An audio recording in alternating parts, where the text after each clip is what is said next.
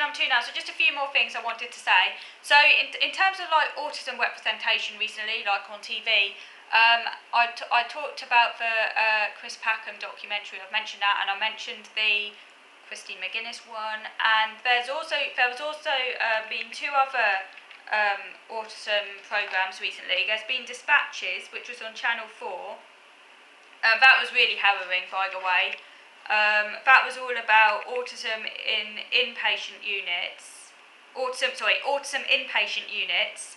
And it was like looking at the absolutely horrendous experiences of autistic people in psychiatric wards who've been sectioned under the Mental Health Act.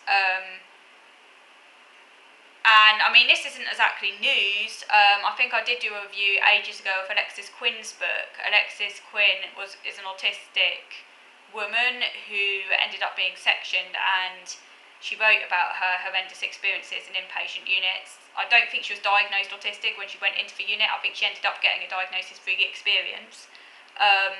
And I read it, and I remember thinking at the time, whoa, how can this be? Like, in 21st century Britain, it's like reading a horror story. So I already knew about this, and then also obviously there's been a Winterbourne care scandal? Wasn't it? Obviously that wasn't psychiatric units, that was care homes, and that was autism and like severely learning disabled people. Whereas this programme was looking specifically at autism and psychiatric units. It was presented by an autistic man. What's his name? I hadn't actually heard of him before. Richard Butchins, who's autistic himself, and he said how he himself had a mental health crisis recently, but he didn't go anywhere near mental health professionals because he was worried about what might happen, so he stayed well clear of them. And he actually interviewed in the programme Channel 4 Despatches, he interviewed some autistic young women, and there was one young man as well, but it was mainly women, who'd been incarcerated. It's called Locked Away, Our Autistic Scandal, by the way. And he said how, like, when an autistic person has a meltdown, it can look like a mental illness, and they could and then they're obviously in a really vulnerable situation. If someone interprets it as a mental illness, they could then be sectioned, which means they're put in hospital against their will. But then the hospital can actually make it worse and result in extreme trauma. So, as I say, it mainly looked at autistic women. So there was 22-year-old Amy, who was diagnosed autistic age 11, and she was treated for OCD and eating disorders over the last 9 years. And she was detained at a centre for autism in Bolton called the Great Met Centre. And she can sometimes visit family in Blackpool at the centre's discretion. The staff had been violent and used excessive physical force. For example, they pushed her wrists down,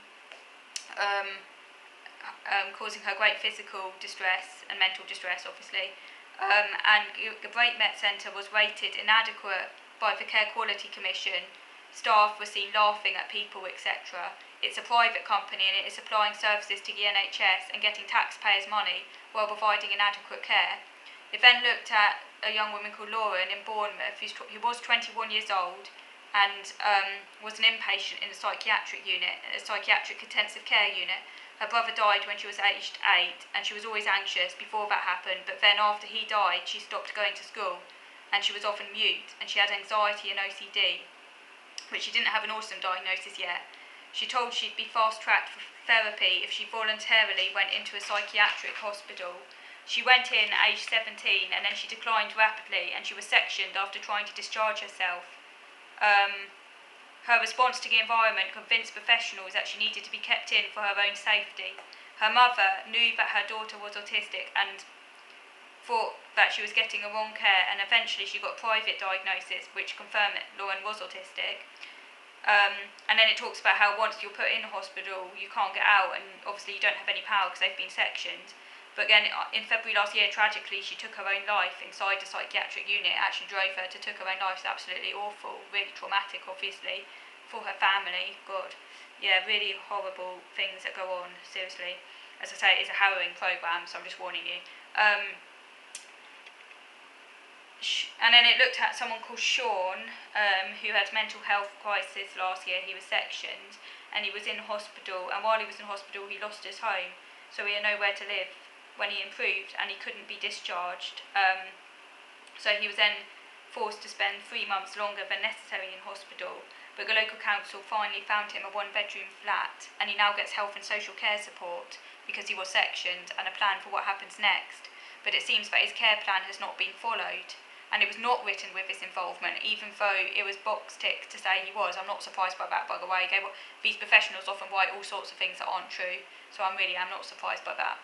And then it looks at Danielle, who was diagnosed with an eating disorder at age 12 and autism at 19, and she was sectioned and is in the hospital 320 miles from home. She's now 25, and she's been locked up 13 years so far.